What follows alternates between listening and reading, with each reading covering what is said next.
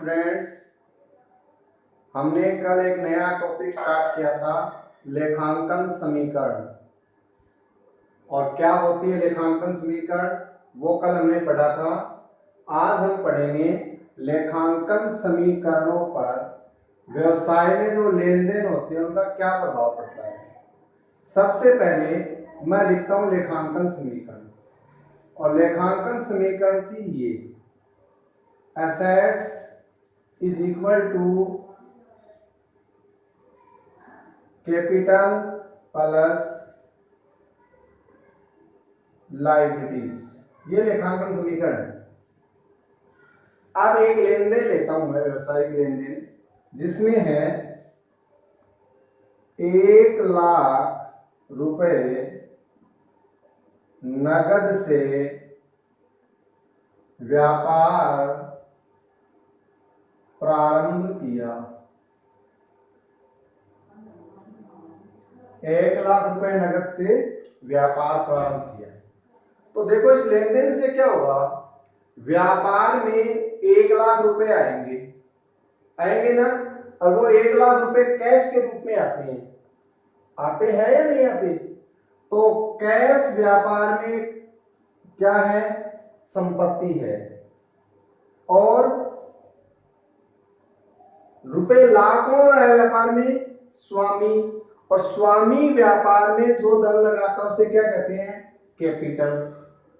तो एक आ गई कैपिटल, और लायबिलिटीज न आया न गया, ये हो गया लायबिलिटीज।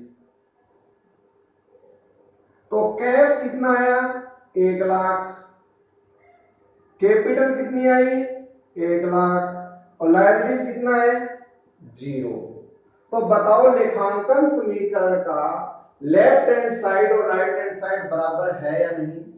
तो यही तो थी हमारी द्विपक्षीय अवधारणा कि किसी भी लेन देन का दोनों पक्षों पर एक समान प्रभाव पड़ता है। क्रेडिट पर यहां असेट्स पर जो प्रभाव पड़ा है वही किस पर पड़ा है, लायबिलिटीज पे पड़ा। आया समझ में। अब दूसरा एक और टॉपिक है, एक संपत्ति में वृद्धि होती है तथा दूसरी में कमी होती है। तो आपके पास क्या था, असेट्स बराबर कैपिटल प्लस लायबिलिटीज।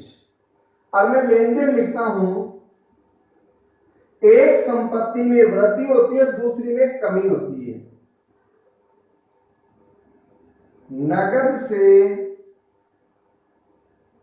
फर्नीचर खरीदा, कितने रुपए का, नगद से फर्नीचर खरीदा 20,000 का। तो बताओ इस लेन देन का व्यवसाय पर क्या प्रभाव पड़ेगा। असेट्स में अपने पास थी कैश था ना, ठीक है, और कैश था कितना, 1,00,000 का।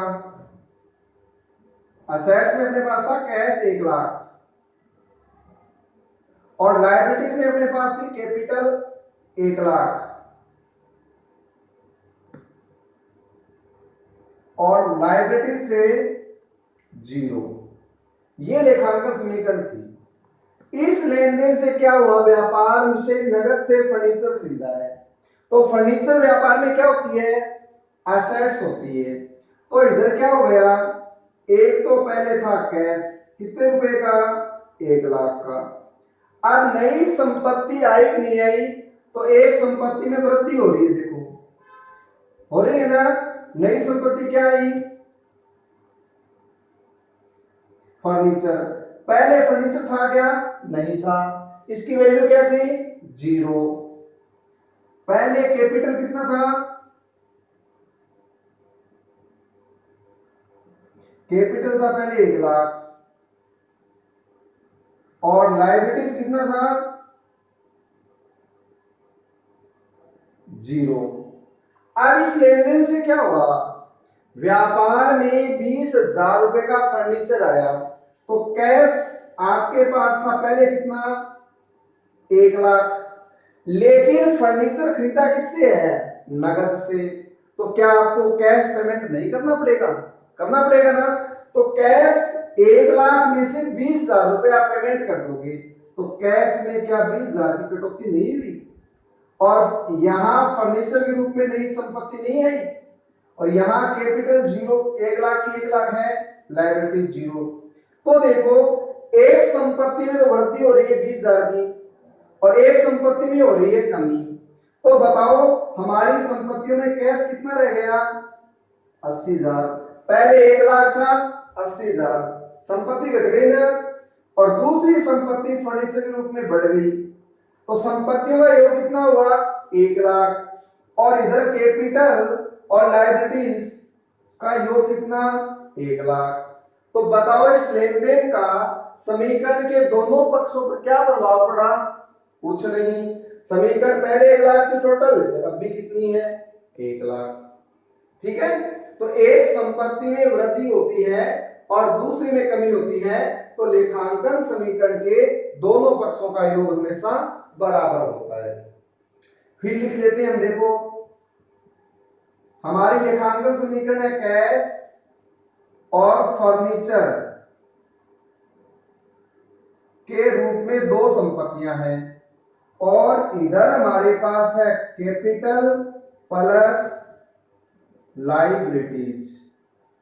कैश हमारे पास है 80,000, फर्नीचर हमारे पास है 20,000, कैपिटल हमारे पास है 1,00,000 और लायबिलिटीज है 0। अब नया लेन देन है संपत्ति एवं दायित्व में साथ साथ वृद्धि, यानी संपत्ति भी बढ़ रही है और दायित्व भी बढ़ रहा है। मैं लेन देन लिखता हूं, ठीक है। 5,000 का माल उधार खरीदा। 5,000 का माल उधार खरीदा।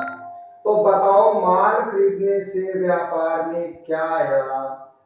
स्टॉक आया कि नहीं आया? तो आपके पास संपत्तियों में एक तो कैश है, एक फर्नीचर है, और एक स्टॉक के रूप में नई संपत्ति और आगे की नहीं आ गई। तो संपत्तियां दो की जगह कितनी हो गई? 3, और एक है कैपिटल और एक है लायबिलिटीज। अब लायबिलिटीज में देखो आपने माल उधार खरीदा है, तो जिस व्यक्ति से माल उधार खरीदा है वो आपका क्रेडिटर है या नहीं? और क्रेडिटर व्यापार में क्या होता है? लायबिलिटीज। तो लायबिलिटीज में नया लायबिलिटीज कौन जुड़ गया? क्रेडिटर। तो अपने पास कैश तो था 80,000, इस लेन देन से कैश आया गया क्या कुछ?